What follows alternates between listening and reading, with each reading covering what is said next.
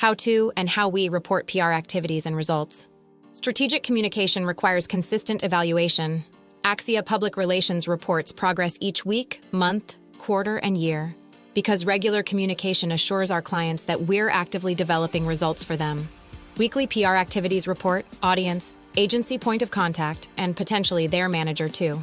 Overview, presented every Friday, typically via email. Lists activities we completed that week. Shares activities we anticipate doing the following week.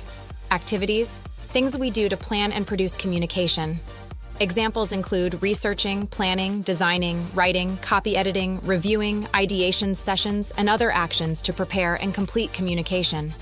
Sent as a PDF so it's shareable with other team members' monthly PR metrics report.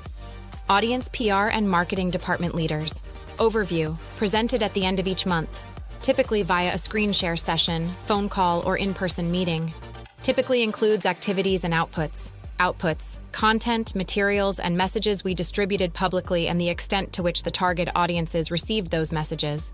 Quarterly PR results report. Audience, head of communications, CMO, and potentially the CEO. Overview, delivered at the end of each business quarter. Presented in person or via video conference by Axia team. Presented as PDF so it's shareable. Includes outputs, outtakes, and outcomes. Outtakes, what audiences do with and gain from your communication. Outcomes, effect your communication has on audiences. Annual PR executive report, audience, CMO, CEO, board, investors, overview delivered at the end of each year or program end date. Presented in person or via video conference by Axia team. Presented as PDF so it's shareable. Includes outputs, outtakes, outcomes, and impacts. Impacts, business results that stem from communication.